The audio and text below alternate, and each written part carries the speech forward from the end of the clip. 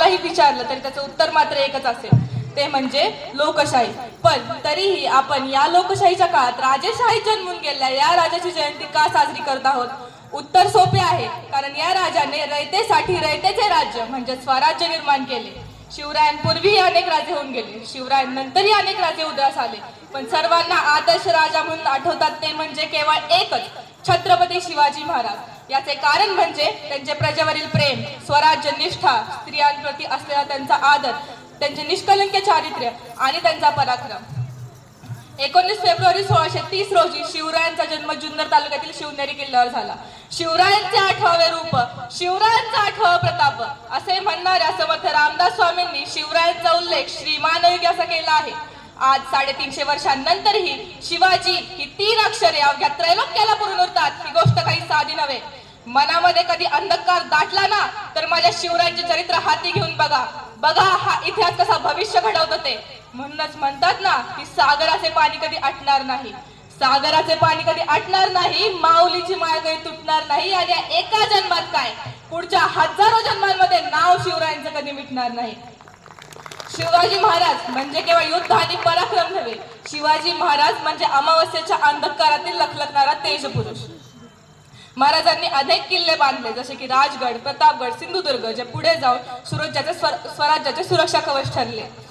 आज आपल्याला आठवते की आज एवढी अंधाधुंदी पाहिली की आपल्याला साहजिकच आठवते आज शिवाजी राजे असते तर आज स्त्रिया प्रत्येक क्षेत्रात निर्भीडपणे वावरताना दिसतात, पण तरीही त्यांच्यावर खूप सारे अत्याचार होताना दिसतात.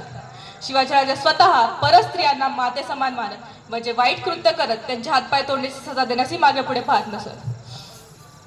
शिवाजीराजांनी बांधलेले हे स्वराज्य हे केवळ शेतकऱ्यांसाठीच होते, हे त्यांनी शेती आणि शेतकऱ्यांबाबत स्वीकारलेल्या धोरणांमधून लक्षात येते. शिवाजी महाराजांच्या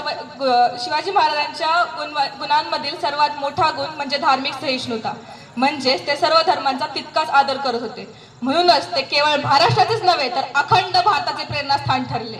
म्हणूनच मला म्हणायचे आहे की हे राज्य माझ्या शिवरायांचे आहे. कैलासाच्या मातीत जरी शिवशंकर विराजले, बघ मराठ्यांचे महात्मा शिवराय गरजले, बघ मराठ्यांचे महात्मा शिवराय गरजले. ताप माता येथे जुळली तलवारींची पाती, येतेच जुळली मराठी मनांची नाती, येतेच जुळली मराठी मनांची नाती.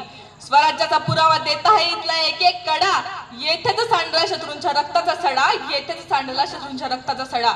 यवनांच्या आक्रमणाची याद अजूनही ताजी, गनिम्यांची रोर नाचले माझे तानाजी अन बाजी, गनिम्यांची रोर नाचले माझे तानाजी अन बाजी.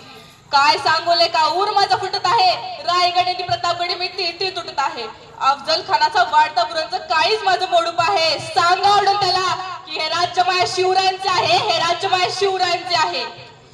आज शिवाजीराजे असते तर भारताने स्वीकारलेली लोकशाही राज्य पद्धती, धर्मनिरपेक्षता या साऱ्याच मूल्यांचे खऱ्या अर्थाने पालन झाले असते. भारताची शान 100 पटीने वाढली असती. भारत एक वैभवशाली राष्ट्र म्हणून ओळखले गेले असते आणि परकीयांच्या मनात नक्कीच भारताबद्दल दबदबा निर्माण झाला असता.